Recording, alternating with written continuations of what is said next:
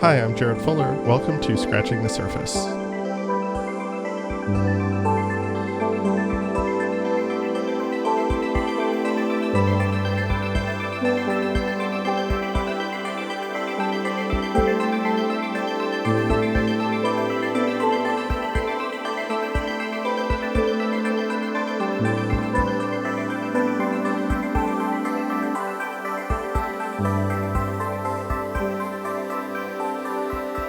So I have a confession to make.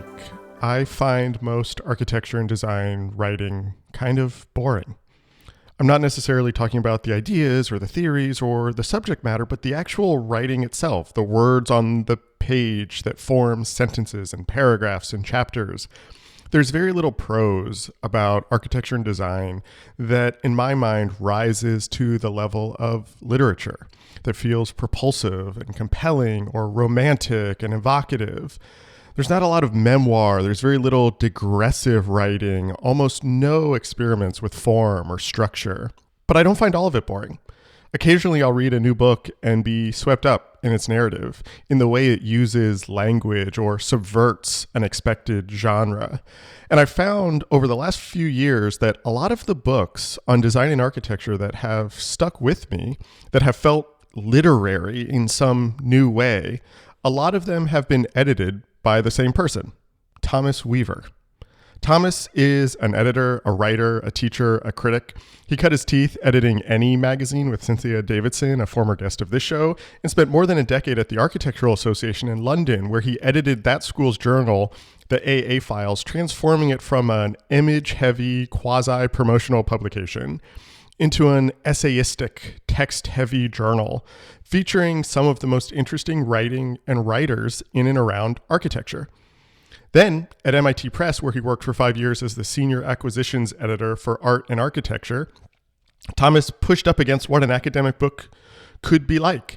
At MIT, he published Justin Beal's Sand Future, one of my favorite design books of the last few years and the subject of another previous episode of this show, as well as over 150 books that crossed disciplines and blended memoir and criticism and fiction and experimental writing. Now, at Park Books, he's the co-founder with Francois Fromeneau of Gumshoe, which is a new series that approaches architecture criticism as if it were a detective novel. That's right, this is a really fun new series. The first book from that series, The House of Dr. Koolhaas, written by Francois and edited by Thomas, looks at Rem Koolhaas's Villa dell'Ava, written in this propulsive, pulpy way and packaged in a small paperback with chunky typography and slightly goofy illustrations. The book is a work of serious criticism, but in a highly unusual format. I loved it. I could not stop reading it. And so on the occasion of the launch of Gumshoe, I invited Thomas on the show to talk about the series and his approach to editing. We begin this conversation talking about the Gumshoe series, the overlap between criticism and detective novels, why Koolhaas is the right figure to look at first, and how packaging and design help frame the ideas before talking more broadly about architecture writing.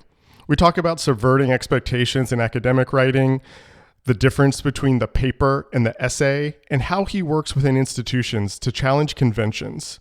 Then we talk about the role of the editor itself, how he works with writers, how writing is developed, and how we make space for more experimental, literary, and exciting writing in architecture and design.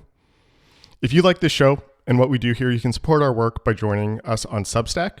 We have a monthly newsletter there that is free for everybody, as well as a paid tier that gets you a bonus interview each month and helps keep this show free for everybody all the time. I hope this show feels like listening to a great conversation in a coffee shop. So for the price of a cup of coffee a month, you can help us do this work and put more of it into the world. I really, really couldn't do it without you. Thomas Weaver, welcome to the show. Thanks so much for having me. Very pleased to be here.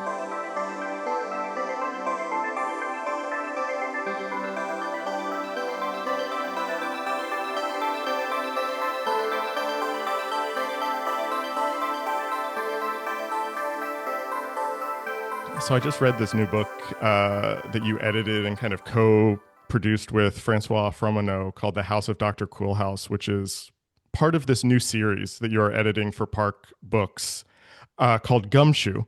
And you introduce the Gumshoe series by writing, all human artifacts are enigmas, some more so than others, not least buildings.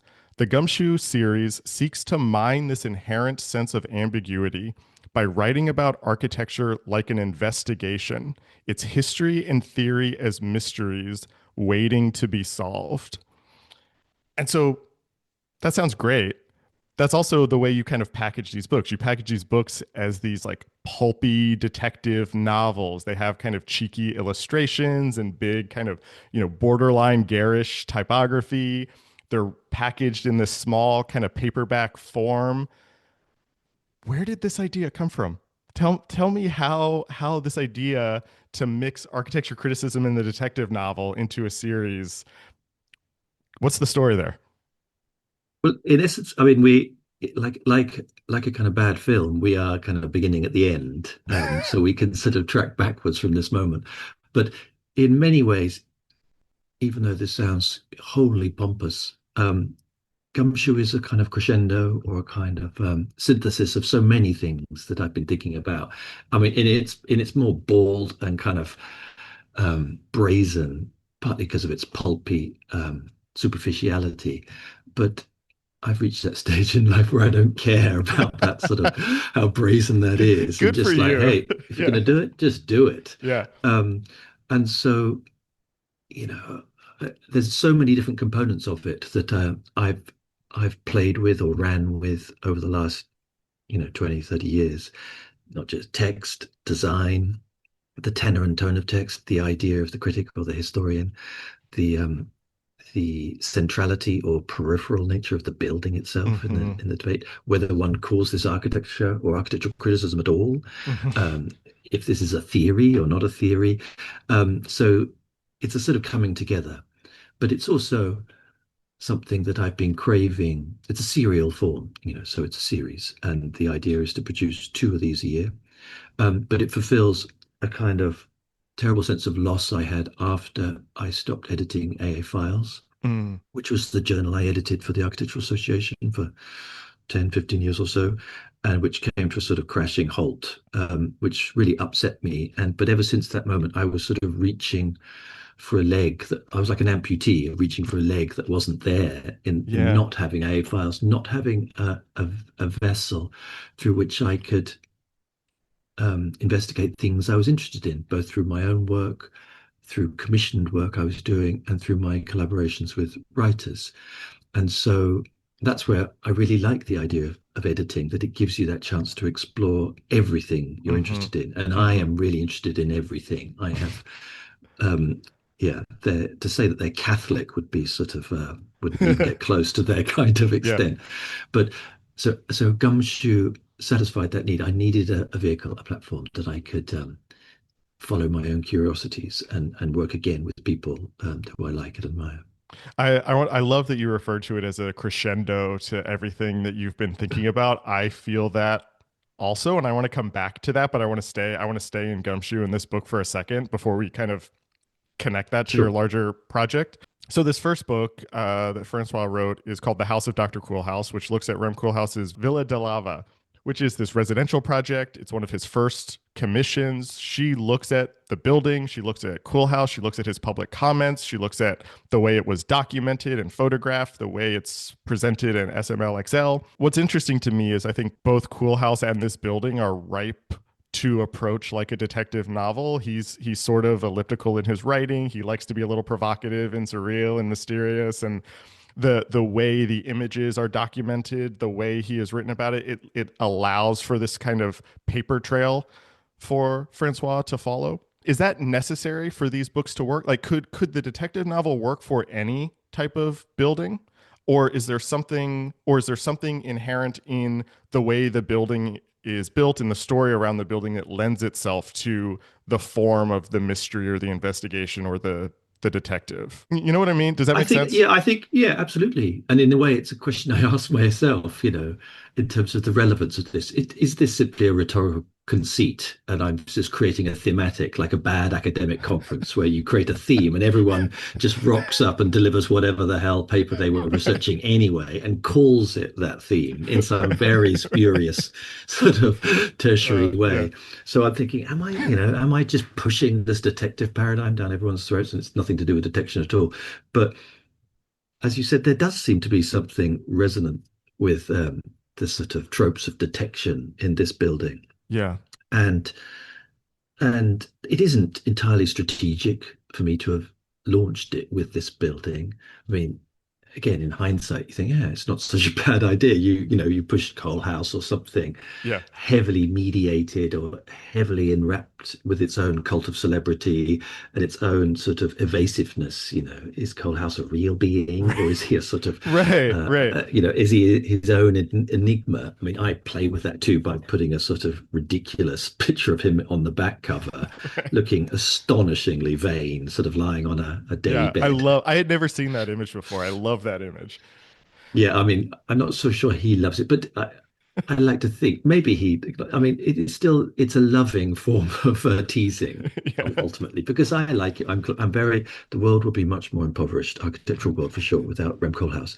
But, although weirdly, when I was in the States, and we can get back to this, I was doing my doctorate and I was in the States for some time, I actually came to sort of resent the centrality of Koolhaas, that he was the sort of Mm, Vitruvian man in the middle of a kind of architectural solar system, and everything had to be, in some sense, a 1 degree of separation from him to make right. it relevant. And Right. I'm like, Jesus Christ, can't we talk about something else?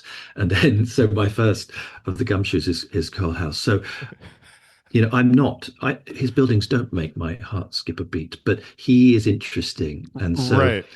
but I felt that that slight distance I have myself from him and from his oeuvre enabled me to be both loving and yet also critical and teasing and sort of mischievous. Yeah, I mean that's what's interesting to me. I feel similarly in that him as a figure and him as a person, and this conversation will not become an episode all about Cool House. I think is much more interesting than actually the work itself in many ways. And maybe that's the question that I'm asking: is do you need something like that for this conceit to work, or, and I think you were starting to kind of hint at this, is all criticism actually a form of investigation and kind of detective work in some way, and you're just making that visible, and that this actually doesn't need to have a figure like that at its core, because that's all criticism is anyway. Yeah, or as much as I bang the drum that we are looking at buildings again, and the building becomes the rhetorical and the actual frame through which one constructs a narrative. Ultimately, it's about a story. The Right. books Right. contain a story about architecture, and so it doesn't matter what the Right. object is. Right. Ultimately, is it a good story? Is it a bad story? Is it a story that has a nice opening sentence and you want to read the next one? Is it a story that entertains you and amuses you and enlightens you? Ultimately, that's all I'm interested in, and that's all I've ever really been interested in. So that's where I'm like one of those films where I finally realize who I am. This is who I am. I'm someone who wants to make writing um, to be enjoyed like good fiction, like good storytelling, even if, of course, it's a piece of third person scholarship. It's a piece of, within a tradition of academic criticism at the same time. Well, let's talk about that, and let's talk about this series as the crescendo of everything you've been interested in, because this book is a good story. It's very propulsive. I think I read it in 2 days in two settings. I couldn't stop. I kept kind of moving forward. I feel like this embodies this larger project that you've been engaged in for the last, what, 2 decades at this point, in a lot of different ways. I think the focus on an object or a single building, a kind of a single thing that is looked at from every area, is something you've been doing for a long time. This kind of formal and literary experimentation, something you've been doing for a long time. The book itself, as an artifact, as an object, as a thing that's been designed, is a core through all of your work. This idea of kind of subversion, subverting the expected forms, kind of putting something in a context that it feels like it shouldn't be in is something that you've done your entire Mhm. career. For And sure. so I kind of want to talk about all of those things at some point in this conversation. But maybe first, how would you describe your, or is there a coherent kind of thread to your editorial project? Is there, is it really just coming down to this idea of telling a good story? How would you articulate what you're trying to do as an editor, I guess Well, I is the think you question did I'm it so asking. much better than I could ever have Yeah, done. I sorry. mean, it's no, it's so you know, um, I so appreciate that kind of the fact that you're getting every reference in a way that. So yeah, it's all of those things, and you know, in terms of text alone, that I come from a sort of academic background, and then went into sort of architectural academia, but I was always extremely frustrated by a received language or an inner language, um, and the inability or the lack of desire by scholars, Hmm. especially, not to judge their work by literary standards. That doesn't Yeah. mean we should all be Yeah. writing, I wandered lonely as a cloud, but that we should, the metrics by which we judge good literature, that you're amused by or entertained by, or, that there's a certain pace to it. Again, I was reassured by you thinking that you read it quickly, Hmm. because I've always whenever I work with writers who ask me about word counts and things, word counts are meaningless to me. I've never had a sort of, it has to be X number of words, because it's not about number, it's about pace. Mm. And that I've always, on any form of writing, doctorates, short form essays, writing a postcard, I think that what you aspire to is produce something that could be read at rapid pace. Oh, And oh, I think that interesting. rapidity, that almost just you're almost sort of rhapsodically consumed by it, having to read it as fast as possible is the ultimate goal. Um, and I even thought of, why not write a PhD, or when I supervise PhDs, it's the same paradigm. I just want you to burn through it. And if that means that you have to write it at that speed, then fuck it, you should do that. Yeah. Yeah. The whole sort of idea, the sort of scientific paradigm of spending 4 years researching something and then a sort of condensed period of time writing up that experiment is an anathema to me. So I like pace. I like pace in writing, and then that's where again the detective model maintains that fantasy, Hmm. even if it is entirely contrived and it takes a long time sometimes to write with pace. That's still the goal. But it's also the idea that it's a line, it's a linear Yeah. construct that I'm Yeah. making here. It isn't a circular one. I'm very Oh, that's antagonistic interesting. towards the sort of the basic diagram of writing, which is a circle. You start at the beginning and you sort of loop around, and then you sort of reiterate what you say at the end, Yeah. with some kind of summation. I like I like all forms of writing to be linear. So you set up kind of three questions that I had. The first two actually are maybe related now that I hear your answer, because I wanted to know. You said that early on when you found yourself in architecture academia, you were kind of frustrated or pushing up against a perceived language or perceived structure of how writing should be, and a lack of criticality around the actual form of the writing itself. And so, one, I was interested in where that came from, because that does seem like you were pushing up against that very early on.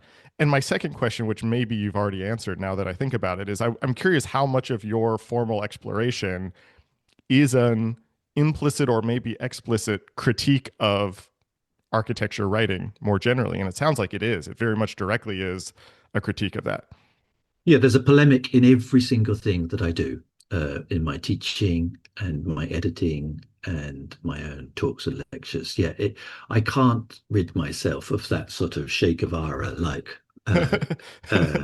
dressing up box of just Yeah. putting on a kind of a khaki t-shirt with a hammer and sickle on it. I have to be polemical and have to attack something. And in certain institutions, because I'm also an institutional guy, I like to work Right. under the umbrella, and I don't want to be on the barricades by myself. I have no Right. interest in the self in that sense. I like to work undercover an institution. So the more successful moments for me have been when my own institution understands that, even if I am shredding that institution. Yeah. So I spent 10, 15 years at the AA trying to dismantle everything that the AA represented. Um, taking a sort of lunatic, digital, technocratic, image-based culture and making it literary, essayistic, Yeah. mischievous, writerly. Um, and at MIT, I really went after what I saw as the sort of default generic way in which academic writing committed itself to text. Yeah. It was dead at the center of my crosshairs, as much as the sort of god awful way that those books are made, printed, designed. So Yeah. the entire package I dismembered. Um, for 15 years or so at the AA, they understood that and they sort of gave me rope. Right. MIT did not get that joke at all, and it ended quite swiftly. But yeah, I like to be polemical, so I like. But it's a sort of, it's a kind of, in some sense, it's a sort of English form of polemic. That it's a sort of Oscar Wildean sense of trying to be iconoclastic more than polemical, maybe, to deliberately invert something or to flip associations. And so the instinct for that is maybe in my own Englishness, the high school education I've had, or through my Yeah. family and my parents, the books I was reading. I came from a very sort of bookish family and always judging things by or assessing things by, you know, not necessarily how accurate it is, but how funny and clever it Right. is. Right. Accuracy, who cares? Is it a funny story? Is it sharp and witty? Yeah, that's what you should be. That's the goal. I've heard you talk a lot about the essay versus the paper. Can you talk to me about those two forms? And I mean, because I think this speaks to the Englishness that you're talking about also, that I feel like there's something inherently, English or British in the essay as a form.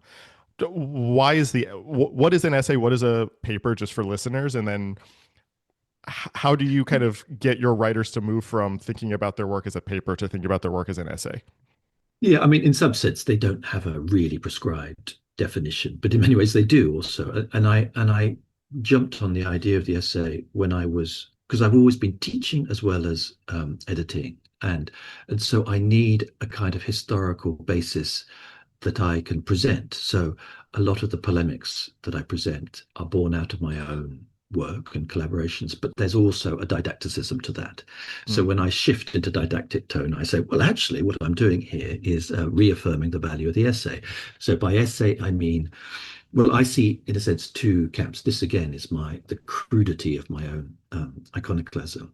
One camp would be represented in academic terms by paper writers, people who write papers, coming out of a kind of 19th century, fundamentally German, Swiss German Mm. tradition, which is a scientific paradigm where you write as if like a scientist, writing up your research in ways that simply document what you did without any instinct to tell a story or tell a joke or to actually embellish what you do through the florid Right. touches of your writing. That is, your own intelligence and your own originality is simply in the data that you're conveying. It isn't in the originality of your own sentences, the Right. the, Right. the, the beauty or the aesthetic of your own sentences. I countered that to an 18th century essayistic tradition coming out of Montaigne, and Hmm. then all of those largely French and then English writers who absorbed that model in a sense against the model supported by the academy. But then I came to it myself, though, partly through my own fandom of the architectural writers that I was drawn to initially, who all just happened to be essayists. It wasn't something that Mm. I was presented with. None of my teachers would say Oh, that, hey, interesting. these people are essayists. I had to sort of find this out for myself, but it would be people like John Summerson, Hmm. like Alan Colquhoun, like Colin Rowe, like Rainer Banham, like Robin Evans, people like that, who are actually writing in a very condensed moment in history. None of them are articulating their allegiance to this form. It's the great unsaid thing. And yet they're all fundamentally essayists. And so that's the model I like. I was also a model historically that um, had this interesting overlaps where to be an essayist then, or an architectural essayist, was to have one foot in the academy and one foot in the realm of popular press, writing for journals or writing for newspapers or being on BBC radio or on television. So they were straddlers. Hmm. Um, I've since then realized there were lots of interesting straddlers. at that moment. It was just particularly the joys of that moment, sort of 1950 to sort of 1970 was the moment. And then Yeah. subsequent to that, you have a much more of an obvious fundamentalism between the academy writing in its own way and then the kind of the popular milieu writing in its way, and the two don't meet. Yeah, well, let's talk about how they don't meet a little bit more and talk about this kind of institutionalism in your work also. And so, I'm thinking about I want to talk about both the AA and MIT, but I guess since we're kind of going backwards through your career, let's talk about MIT for a second first, because I think you kind of hinted at this already. That is an academic press. With a kind of preconceived, it comes with a preconceived idea of what those books are like, how they are packaged. I've heard you describe your tenure there as that you were trying to corrupt MIT, you said in a talk once. And I feel like the books you did there were decidedly not academic and were decidedly not books that I previously would have thought of to come from MIT. Sand Future by Justin Beal, I think was your first book with MIT. He was on the It show a was, couple yeah, years ago, yeah. um, which I told you before we talked is a book that really means a lot to me and sort of set me on a path of looking for similar style books. You did Stories from Architecture, which was this sort of short, almost kind of like fictive approach to architecture writing by Philippa Lewis. A favorite of mine was Sebastian Bradaloni's The House at Capo di Orso, which was a book I really liked a lot. These are all books that are doing what we've been talking about. They're playing with form. They're playing with our expectations about what comes out of an academic press. How did you approach that work in an institution that you, in your words, were trying to corrupt in this conversation, saying you were trying to subvert in many ways? How do you do that? Like, how do you go into an institution with these ideas that's probably more on the side of the paper or the academic writing? How do you start to push those boundaries a little bit? And how did you think about, I realize I'm asking you a bunch of questions, but how did you think about how can I make this book an MIT Press book, but also how can MIT Press be a press to do this kind of book? I'm really interested in all that conflict there. Well, We don't have to talk it about the was, well, it was politics of that, conflict but is the right word. I mean, because I did it ultimately with great difficulty, but okay. the ambition was there that I left the AA not under my own desires, but that ended. And so I Mhm. needed a position. And then the MIT position sort of was offered to me. And it they didn't really know about my history so much, but I was recommended by the previous editor, Roger Conover, Mhm. who himself is a super interesting guy. And Mhm. I mean, much more than I will ever do, has produced an astonishing sort of pantheon of titles and really established the idea of art and architecture being the cornerstone of a university press. Um, so he recommended me anyway. They offered me the position in a very sort of laissez-faire way, which is, you're in charge of art and architecture. You can commission things and, try and produce 20 books a year. So, and this was though on the dawn of COVID. So then COVID happens and my own isolationism was then exacerbated. So I'm simply sitting in front of a screen thinking about, if I could commission any book on art and architecture, what would it be? And then also trying to compete with myself. They say 20. I'm like, okay, I'm going to give you 40. No, I'm going to give you 60 books a year because it's not as if, because there is a sort of myth or cliche of the sort of academic publishing, which is about trying to find content. Right. And the model, as I discovered, the horrifying model of all commissioning editing in the States or through university presses is that once or twice a year, you go to an annual jamboree of academia, a kind of SAH or a College Art Association Mhm. 3-day event in some god-forsaken conference center in some sort of windswept city. And you sit literally in a booth with a name badge on, and academics desperate to get tenure queue around the block to give you their PhDs, which they still have got in their bag because they then need to get tenure.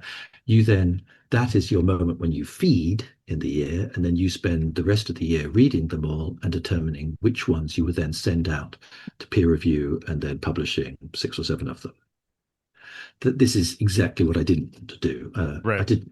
I didn't need the experience of sitting in a booth to remind me that PhDs are not so good, and so and so, partly in a sense, liberated by COVID, I just went for it. Yeah.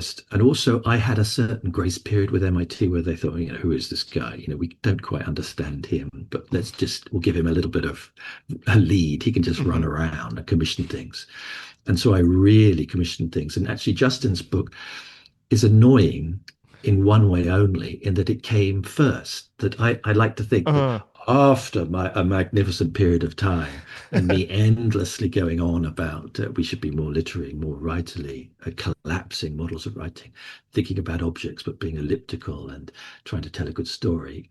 That would be, after 5 years, I would find or I would manufacture a yeah. Justin Yeah. Biel book, and then Jesus Christ, what would happen is that he comes along first. So my very first book is Justin's book. So, but it was a lovely piece of sort of kismet in a way. It was just a lovely piece of chance. But yeah, so I was though the whole time corrupting it. But text was not simply the part of that corruption.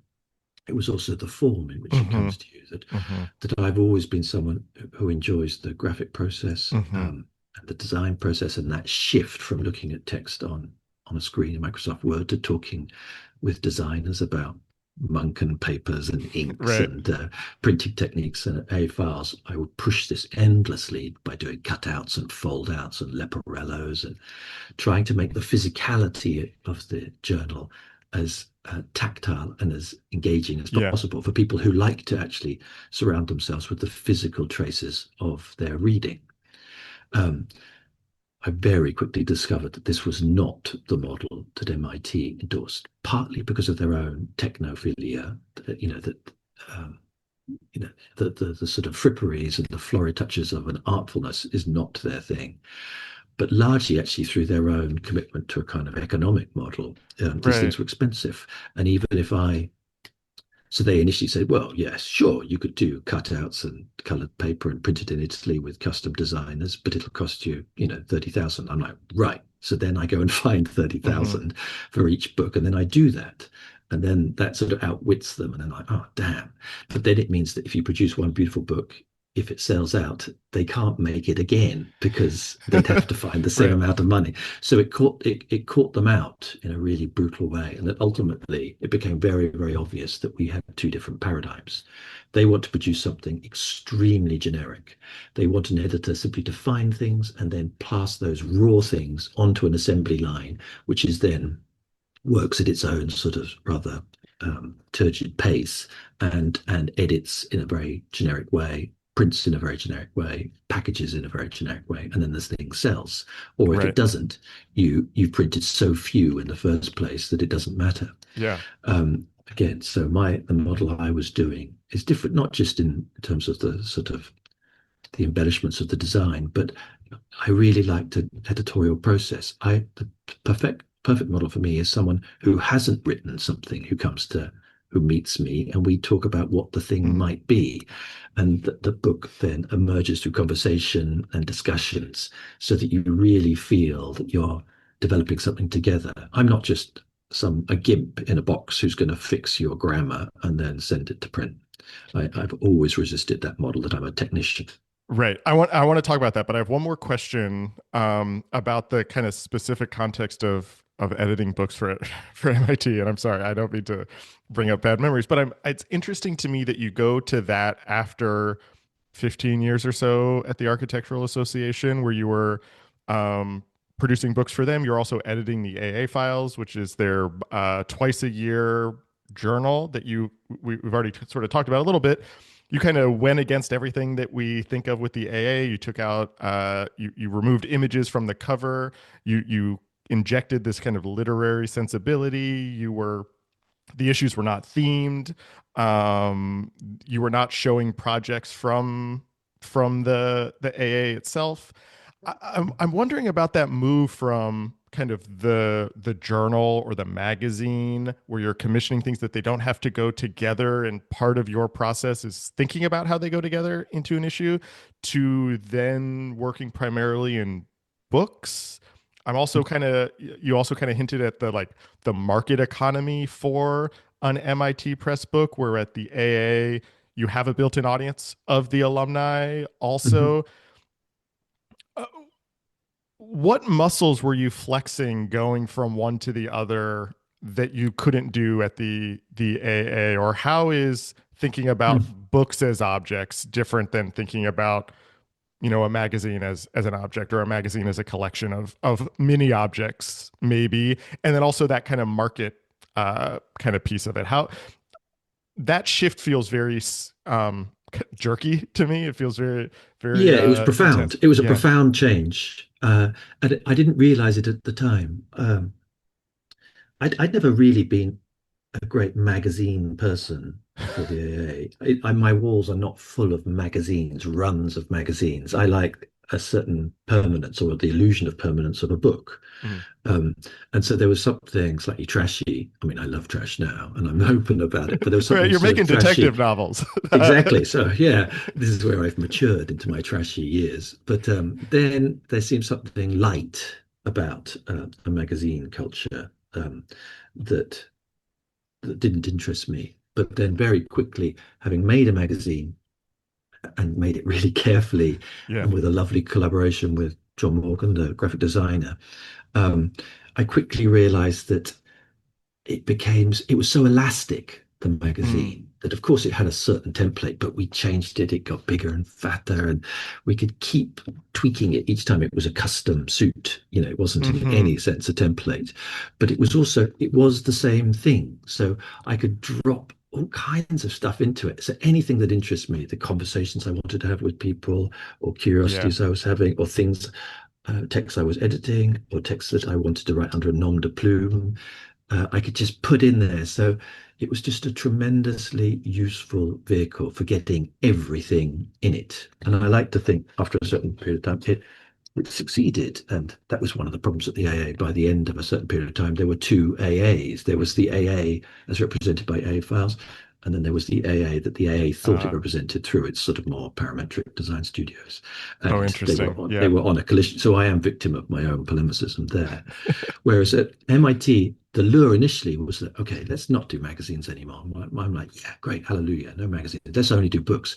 But then you realize I wanted to design each one, originally. So you're having to start from scratch every single time. And Yeah. the sheer number of books, I mean, I did 130 books in 3.5 years, 4 years with Jeez. MIT. So really cranking it out. I mean, I didn't have to do that number, but there seemed to be lots of things to say and lots of Hmm. people to work with and lots of stories and lots of subjects. Um, and yeah, they are different. And I like playing with small, cheap things as well as big, expensive things. So I wanted a certain degree of variability.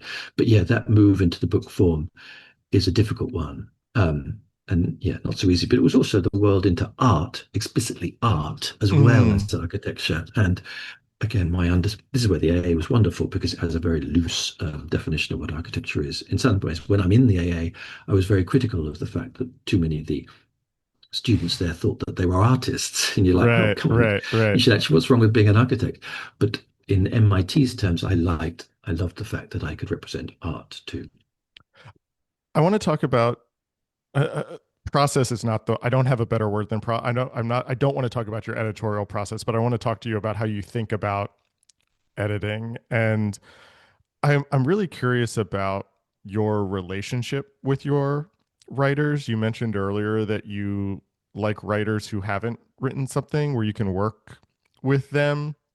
I feel like in my experience, I'm not sure I've ever said this publicly before. I think my relationship with my editors, and then the short time that I was editing other people, my relationship with the writers I was working with, are consistently the best professional relationships that I've ever had.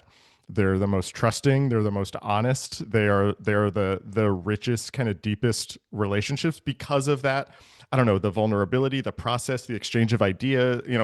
I love working with editors. I love editing other people. How do you approach that? How do you um build that relationship with your writers and create that dialogue so you're not just a technician but actually somebody who can exchange ideas with?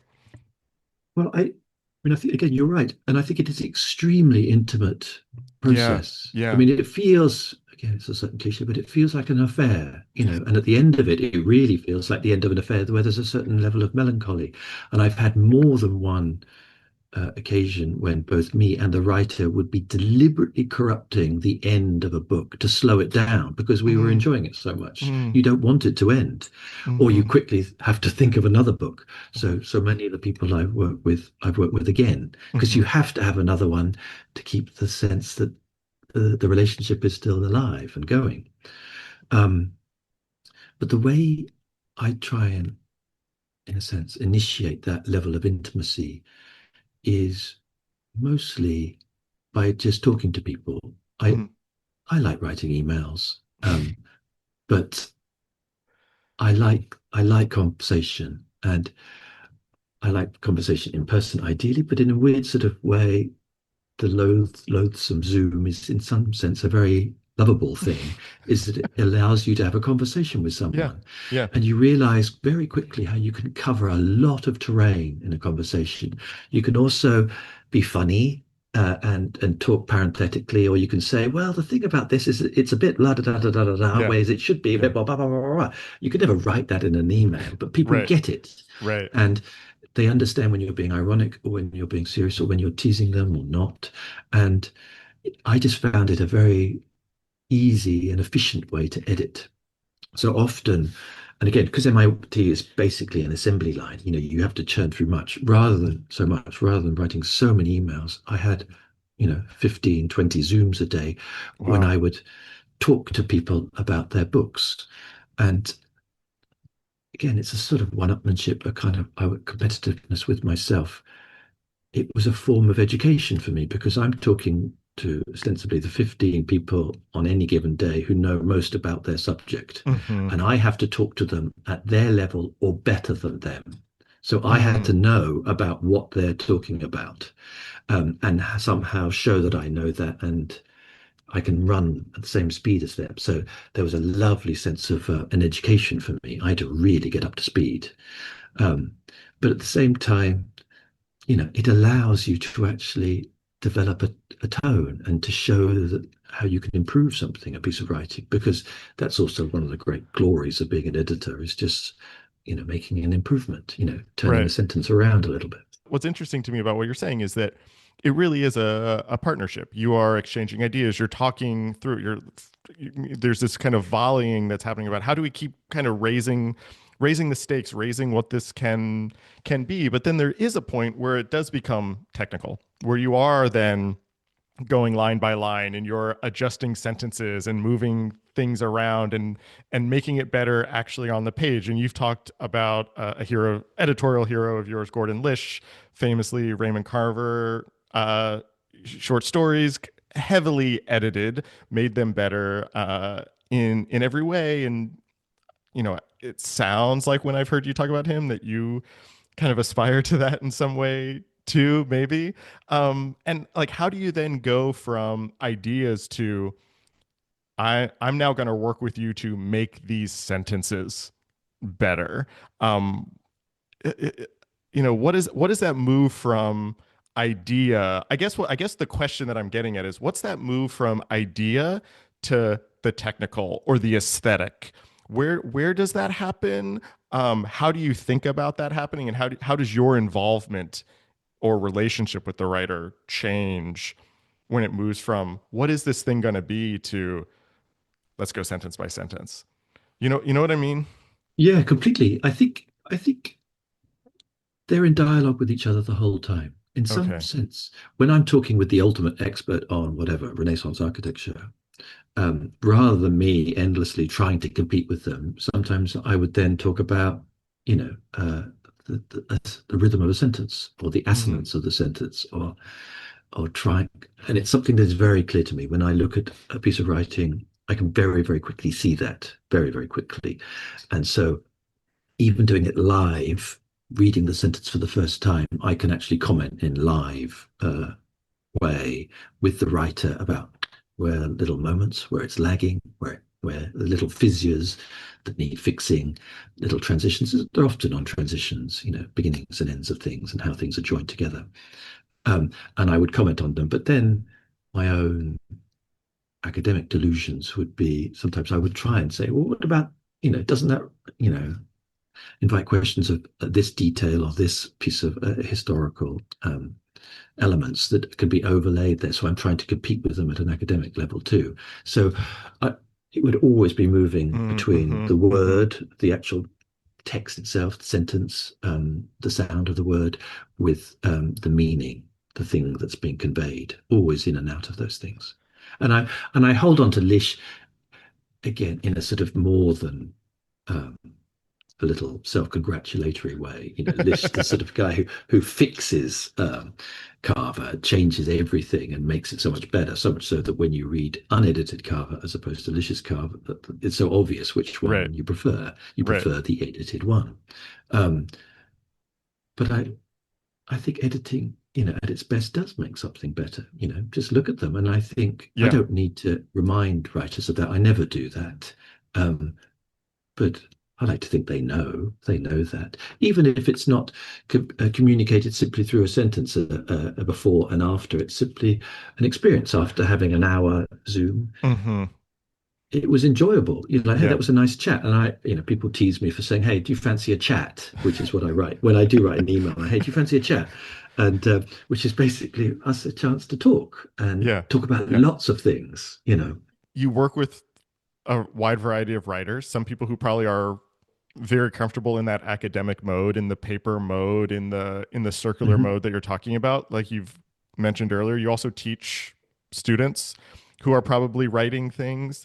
How do you teach, encourage, prod, provoke your writers and your students to break those kind of models of what we think writing should be like, especially in an academic setting, especially in an architectural academic setting? How do you start to kind of, you know, push those boundaries a little bit for a writer or a student who has never written outside of those contexts? Well, I think that they are the same person in a way that the 70-year-old academic who's been doing this for years and years and years in Yeah. many ways is still the student, Mm, uh, writing an abstract or a version of the abstract at the beginning of their paper, telling me what they're going to be doing a kind of literature review because they can't quite find their legs yet. They just sort of the sort of stabilizers on their bicycle. They need something just to get going before they dare to say their own first sentences. So a 21-year-old, undergraduate student doing a thesis paper is very similar, I think, to a 70-year-old academic on their sort of 10th book. And so it's especially at that setup that yeah. I challenge them. I don't like introductions. I don't like all of that fluff at the beginning of a book or a paper where you're just sort of endlessly talking about the thing itself. I just want a first line. I want you to Yeah. begin properly. And I always say this, I don't like the render, using an architectural analogy, the render applied to the edifice, certainly at the end or the beginning in terms Uh, of a conclusion. I like the thing itself. And I generally like people to write in a linear way, to write the first line first and the last line last, mm, because it builds into it a kind of mellifluousness that gets lost if you do too much editing. The ear is actually a very good editor, I think, and it yeah. it it makes things join together. When I was younger, I used to I I talked with Peter Eisman for a while, Right. and Right. I edited Peter Eisen for a while, and that was the sort of high watermark of Eisenman's sort of ludicrousness in many ways. And his own writing, I just could never make head or tail of, and it was just awful, a turgid experience. But then Peter would sometimes show me or give me a tape recorder. He had a dictaphone then that he would Mm, talk into late at mm, night when he would talk to himself about the writing he was trying to make. And it was brilliant because it was just him talking and it was right. linear. And it was only later, after he had it transcribed, that he started moving things around and thoroughly screwed it up. Mm. But the actual thought process, even if it was slightly somnambulistic in the sense it was just like someone talking about a dream, where it's just like, what the hell are you on about? It had its own sort of logic and its own cadences and sounds that held it together. It's interesting that you say that. I have often said for myself, I feel like I can't actually sit down and start writing a text until I know what the first sentence is. I'll be thinking about it. I'll be reading. I'll be, it'll be on my mind. I'll have notes, but I can't actually start writing the essay itself until I know what that first sentence is going to be. And it might not be the first sentence that's in the final piece. It might go through edits, but I need that line Hmm. before I can actually get started. And so it's interesting that you actually encourage that linear process in the writing Hmm. itself. And then it just drops, and then the next sentence is simply informed by the previous Right. one, Right. either in affirmation or in counterpoint to it. But it then starts to get its own kind of groove. Yeah, yeah, exactly. How do you think about form or aesthetics or like the literariness of a writing, where that is in service of the idea or embodying the idea, and when that's just decoration, when that is just you know fluff, kind of writing that revels in its own beauty but is not actually in service of the idea, as opposed to thinking about the tone, the writing, the structure as something that's somehow embodying what the writing is saying. Also, how do you like balance that or think through when it leans one way or the other? Yeah, good question. I mean, it came up at the AA more, where again, not a culture that's real. It's a visual culture, or it's a sort of a culture that produces an idea rather than knowing how to actually articulate that idea. So much of my time was spent writing it for them or helping them, right, giving them those words. So I quite liked that challenge because they were giving me the idea and I was just documenting it for them. Right. Um, but and so yes, but sure, some moments things slip through the net, and you do let something through that just because it sounds good rather than it's actually meaningful. Right. But no, you are, in general, I'm always mindful of um, the importance of the idea itself and the Yeah. originality of that idea. And actually, the literariness is something that I talk about, but in many cases, when I teach writing to my students each year, they initially, actually almost universally, get the wrong idea, and that the very first things they submit are very poetic and nearly Right. always first Right. person narrative. And then I'm like, hey guys, second week, can I just remind you, no first person narrative. I don't want any of this. And then they sort of go down a kind of, then they lose first person narrative, but initially through a kind of terrible kind of Norberg Schultzian, Johanni Palsma like a phenomenology of a sort of touchy feelessness, which is even worse. Right. So then you have to sort of say, no, it has to be third person and there has to be a certain anonymity to it. And you should enjoy the anonymity. Yeah.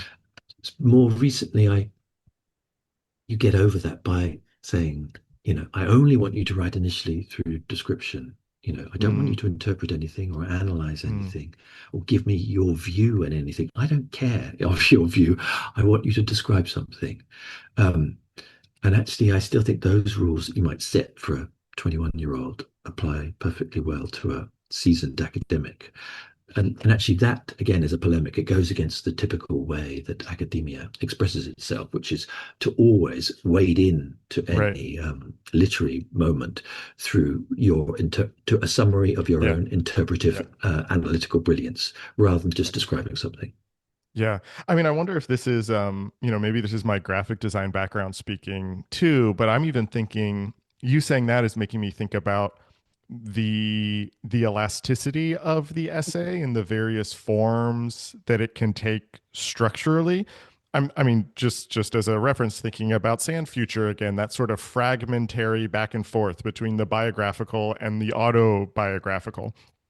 Hmm. I see, I read a lot of essays like you do, and I see the fragmentary essay where it's a bunch of like little paragraphs that are disconnected and they somehow then come together, or the essays that are have these larger chunks that are moving between different stories or ideas and then connect.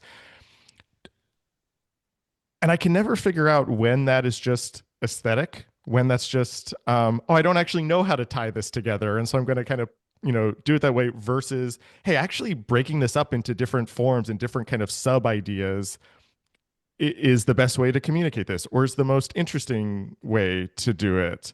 You Yeah, know what I mean? absolutely.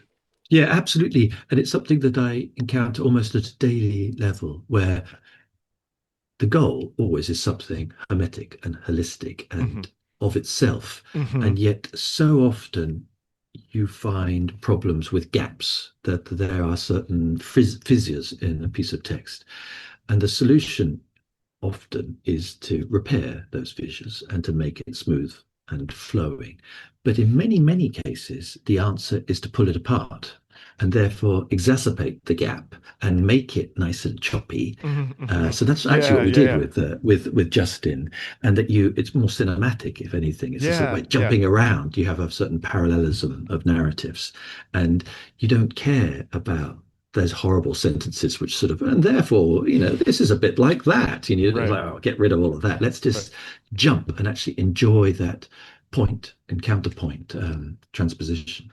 Yeah, yeah, that's yeah. In a weird, not to, I know you don't like circles, but in a weird way, that actually makes me think of Coolhouse, who writes a lot in these kind of short blocks with like little sort of single word Mm, subtitles, which I think is also kind of exposing those gaps. I wanna change the subject as we head towards the end of this conversation, because you've talked before that you think the purest form of architectural discourse is the architectural review. It's putting somebody in front of an object or a building that they did not design and having them write about it. An undercurrent of this conversation has been the conflict in doing this type of work in the literary, in the slower pace, in the world of Google Scholar and metrics mm. and sales. Whenever I talk about this kind of writing with other people, when I talk about these kind of other forms, there's always like, where's the market for that? How do we sustain that? You've been in different positions institutionally where that has been valued or not valued. How do you think about how we make space for these kind of in between types of writing, these things that don't quite fit into these boxes that we've artificially imposed? How do we make space for that, and how do we sustain that? Do you have thoughts on that? Yeah, that's the goal. I mean, trying to sustain it is the goal, or trying to collapse that compartmentalization is for sure the goal. It, for me personally, it's trying not to worry about the market and trying not to have a certain angst about enough people consuming this thing. But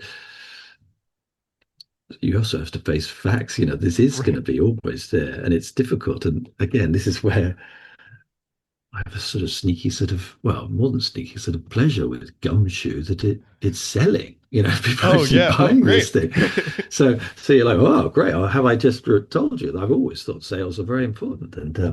And so yeah, it's heartening that happens. But I realize the precarity of this moment. Yeah. Uh, when I put up, I tease my students about, don't you, doesn't, regardless of whether you read books or not, don't you want an apartment like the Maison de Verre, where you have a wall of books with a Yeah. ladder on wheels? Yeah. Don't you guys aspire to a ladder on wheels? Like, isn't that something? Or, do you want Vitso shelves, or do you want USM shelving? What kind of shelving do you want? And the aesthetics of books has sort of dropped out of the conversation now. Yeah. So yeah, I'm very conscious that there is a shift. And again, with my students, that they are looking, as I am too, looking at things through the remove of the screen rather than engaging with it. But when I talk in a rather pompous way about the heroism of standing in front of a building and talking about it, it's also that objecthood of the building doesn't necessarily have to be a building. It could be a drawing, it could be a book, it could also be a person. Again, that's where the conversation form, which I've always loved, is an entirely valid form of discourse, I think. And that object can be human. Yeah. But it's just it's the directness of the relationship that I like.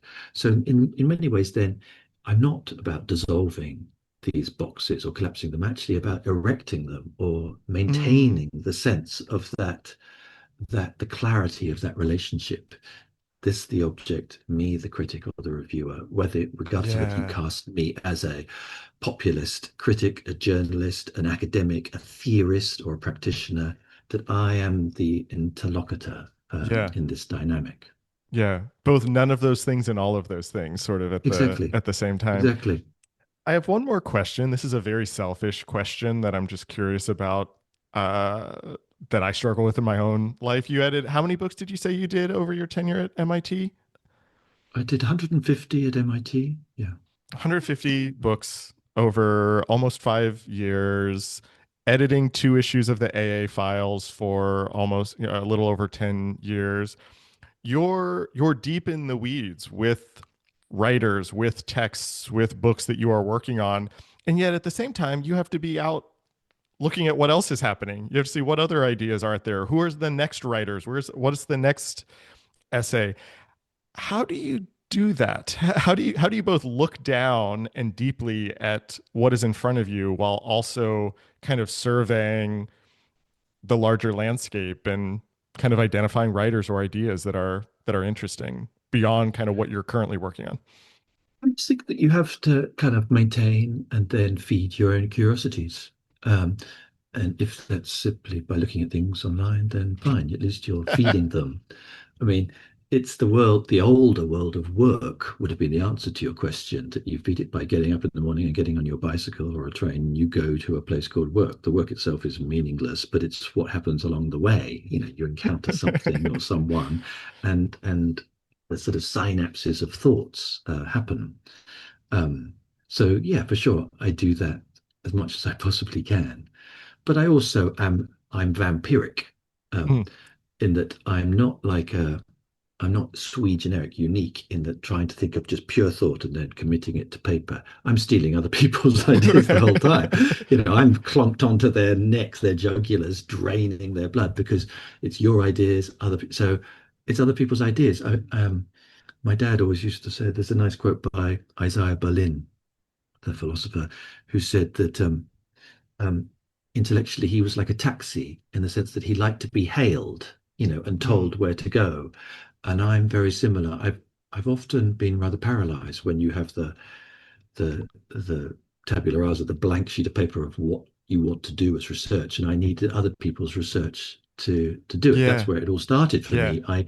I was fixing my supervisor's sentences rather than writing my own, doing my PhD, because they were his. It was Hmm. easier to do it that way. But and I can deal in mass then. I didn't like the slow pace of my own, having to deal with only my own thoughts. I wanted to have your thoughts and 20 other people's thoughts. So it fed into that kind of idea of mass. Hmm. Sontag has this lovely line about how she's interested, um, how she's interested in everything and nothing else. And for Right. me, it's the same. I want to Right. be absolutely interested in everything and feeding everything and nothing else. Right. I love that. And not to end this, to like turn it back on myself, but I feel like that's sort of what this show does for me. It's like, oh, I get to spend a couple months immersed in someone else's work, in their ideas, and think about that. And then that's the thing that I get to be interested in. And then I go to the next person, and then I go to the next person. I feel like there's so much in there that I very much relate to, and so much in this entire conversation. I really admire what you do. I admire how you do it. I admire that, the conflicts that you put yourself into to kind of put this flag in the ground. It was really nice to talk about all of this with you. Thanks so much for being on the show. Thanks so much, Jared. Really liked it.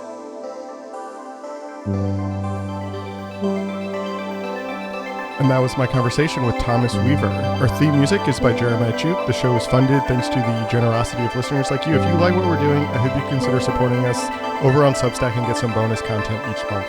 You can follow us across social media at Surface Podcasts, and you can listen to all of our previous episodes wherever you get your podcasts and at our website, scratchingthesurface.fm. Thanks for listening.